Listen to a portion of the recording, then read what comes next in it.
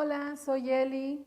Me da gusto que me acompañes de nueva cuenta para que hablemos de química. Vamos a hablar de compuestos y sustancias que seguramente pues vives con ellas todos los días y habitualmente no prestamos atención a sus características.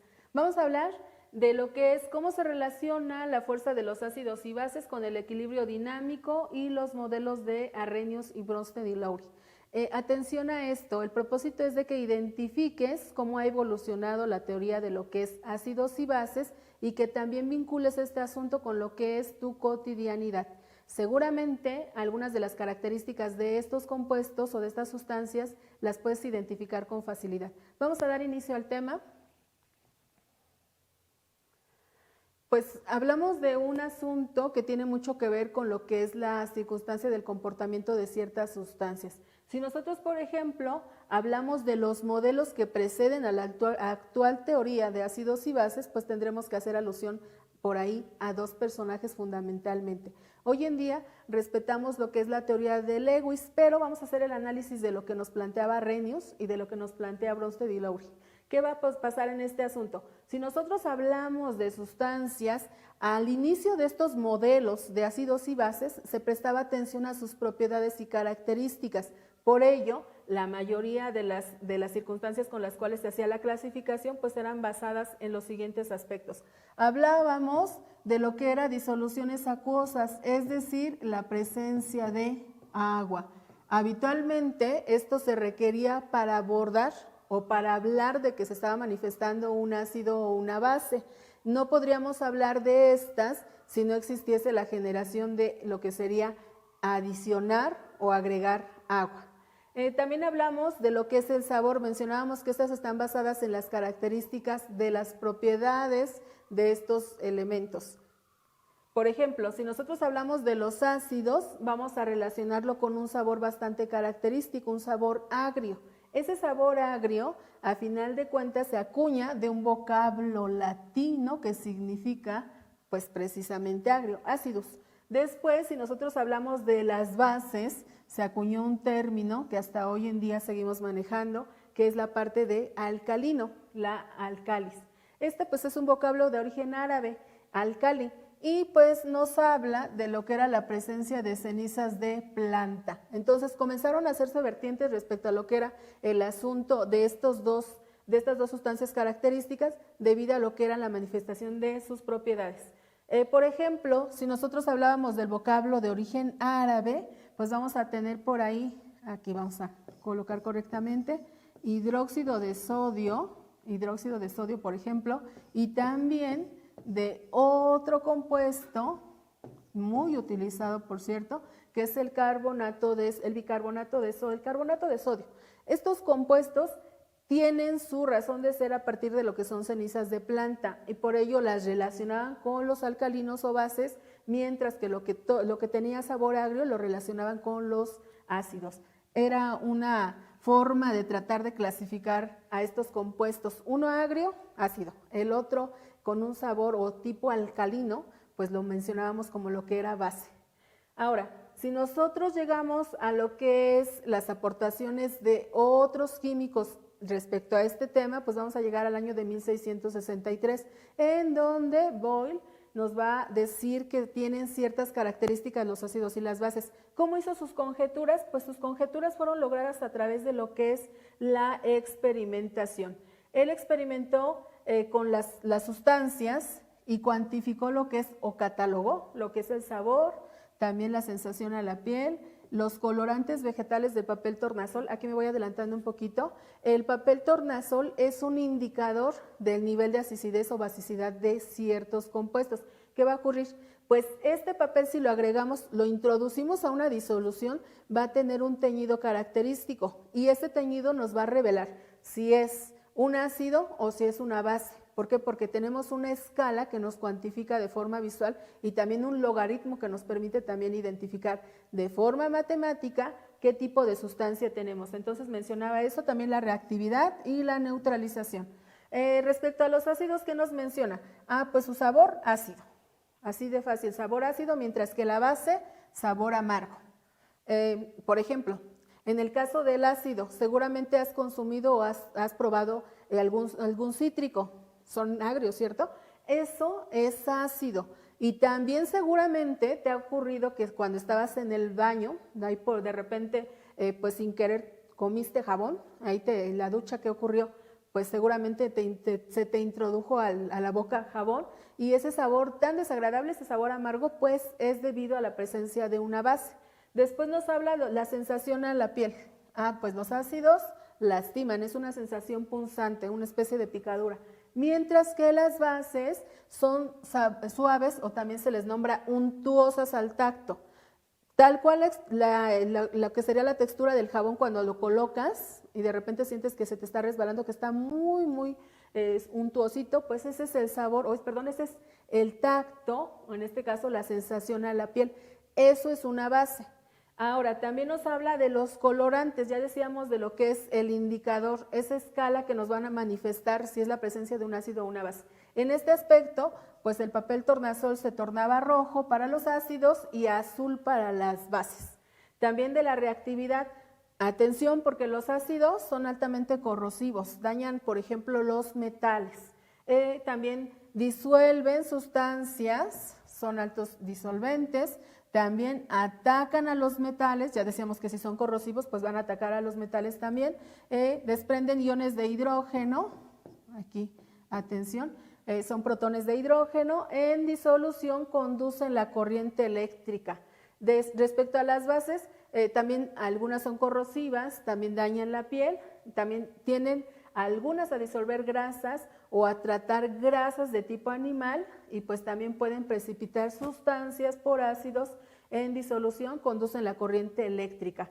En cuanto a los ácidos de la neutralización, ¿qué pasa? Pierden sus propiedades al reaccionar con las bases, mientras que las bases también pierden sus propiedades. Hablaba de una acción de neutralización, que todas estas características, una vez que los unimos, pues van a eliminarse, esas características van a desaparecer. Luego viene Arrhenius a finales del siglo XIX y es una de las teorías que dio sustento a lo que hoy en día pues hablamos de ácido y base. ¿Qué nos decía? Pues un ácido va a ser aquella sustancia que tenga desprendimiento de lo que es iones de hidronio. Esos iones de hidronio se logran porque el asunto del ácido tiene presencia de hidrógeno. Este protón de hidrógeno se va a unir con el agua. Al unirse el protón libre del hidrógeno con el agua, vamos a tener lo que es la generación del ion hidronio. Y en cuanto a la base, ¿qué va a ocurrir? Pues la base va a tener presencia habitualmente para Arrhenius de hidróxido, de iones hidroxilo o hidróxido, y estos iones hidroxilo van a formar o van a liberar en disolución acuosa, es decir, en presencia de agua, al grupo funcional hidróxido. En cuanto a Arrhenius, vamos a volver a rescatar la idea. Nos dice, hay una disociación iónica, es decir, un ácido o una base debe tener obligatoriamente lo que es desprendimiento de lo que es protones y de esta forma va a tener carga eléctrica. Entonces nos menciona, cuando se disuelven en agua va a haber desprendimiento de protones o bien, en el caso de las bases, de hidróxidos. También nos menciona que obligatoriamente deben de estar en disolución acuosa y que a través de esta pues van a ser conductivos eléctricos. Decíamos, debe haber agua para liberar protones de hidrógeno en los ácidos e hidróxidos en las bases. Para Arrhenius eso era un ácido, aquel que desprende iones de protones de hidrógeno y las bases las que desprenden iones de hidróxido. Ácidos y bases de Arrhenius, ya lo mencionábamos, vamos a tener presencias de iones de hidrógeno, iones de hidróxido. Esa es la teoría de Arrhenius. Ahora, limitantes de esta teoría. Habitualmente vamos a tener muchas sustancias que se van a manifestar como ácidos o como bases sin importar si hay o no presencia de agua. Esa es una. Otra, pues nos menciona del desprendimiento de iones de hidrógeno. Difícil que ocurra, ¿por qué razón? Pues porque el radio es muy pequeñito de estos iones y nos menciona que no existen en disolución acuosa. Es muy complejo que esto ocurra y que obviamente si ocurre tendríamos que superhidratar ese compuesto para que pueda tener la manifestación de lo que era la teoría de Arrhenius. Luego viene Bronsted y Lowry y ellos van a hablar de algo referente, van a basarse un poquito en la teoría de Arrhenius, pero van a hacer ciertas modificaciones o van a implementar ciertas situaciones en las cuales nos den explicación de otros ácidos y bases. Nos decía, fácil la teoría de Arrhenius y después la de Bronsted y Lowry, mucho más, nos dice las sustancias que ceden protones son ácidos, pero si hay un cedimiento, si hay una transferencia de electrones, seguramente va a haber una sustancia que las acepte y entonces estamos hablando que para Bronsted y Lowry no podría haber la existencia de un ácido sin una base. ¿Por qué? Porque uno es donador de protones y las bases son aceptoras. Esto quiere decir, alguien libera, que son los ácidos, y las bases van a aceptar ese protón liberado. Entonces, pues él nos menciona que en este caso pues va a haber una transferencia. Ahora, si hablamos de esta transferencia, pues obviamente estaremos hablando de lo que es el caso, por ejemplo, particular del agua. ¿Qué ocurre? Tengo un ácido y agregamos agua. Si agregamos agua, vamos a formar al ion hidronio y vamos a tener también la presencia de un ácido. ¿Por qué razón? Porque este hidrógeno se va a ir con el hidronio y después el ácido pues va a quedar actuando de forma en esa disolución acuosa. Ahora, aquí tenemos o podemos observar algunos de los modelos tanto de Arrhenius como de Bronsted y Lowry. Presencia de agua, disolución acuosa, disolución acuosa. Aquí tenemos lo que es transferencia y fíjense, aquí vamos a comenzar a hablar. Tenemos que sí tenía el hidróxido de sodio, también tenemos lo que es la presencia de agua, desprendimiento de protones y lo que es formación de hidróxidos, pero también nos comienza a hablar del comportamiento de estas sustancias que pues habitualmente con la teoría de Arrhenius no hubiésemos podido explicar. Caso, por ejemplo, de el ion carbonato. Ese ion carbonato pues para Arrhenius no podría manifestarse como ácido. Ahora, si analizamos esta reacción química, nos vamos a poder dar cuenta de cómo se hace este tránsito en el que se forman lo que es un par conjugado, ¿sí?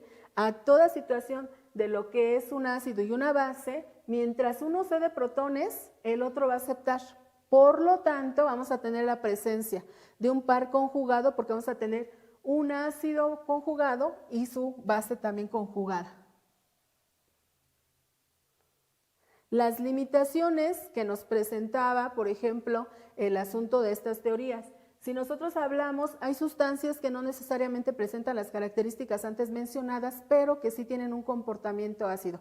Por ejemplo, si hablamos del trióxido de azufre, dióxido de carbono, trifluoruro de bromos y tricloruro de aluminio o cloruro de aluminio número 3, iones de plata y iones de aluminio. Estos tienden a manifestarse de forma experimental como ácidos. Atención, porque no estarían involucrados en esto. Ahora, si nosotros hablamos de un comparativo, pues aquí podemos establecer cómo ya dentro de una forma estricta, Arrhenius dice, dadores, o en este caso generadores de iones de lo que es hidrógeno, generadores de iones hidróxido, mientras que Bronsted y Lowry ya nos habla de aceptor y receptor.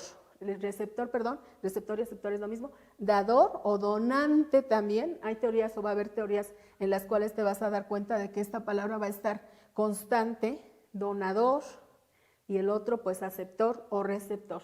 Dentro de lo que es el equilibrio de ácidos y bases, hay que recordar que al unir una sustancia ácida con una sustancia básica vas a tener una reacción de neutralización.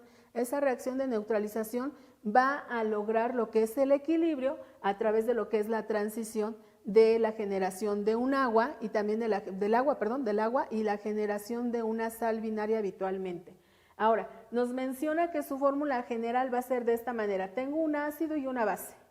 Este hidrógeno, este ion de hidrógeno, se va a unir con lo que sería mi base, y atención, porque ahora se invierte la situación. ¿Qué pasa aquí? Tengo el ácido y tengo la base. Cuando este ion se desprende y transita, vamos ahí a iluminar un poquito para que puedas visualizar este asunto, este se va a unir con la base. ¿Por qué razón?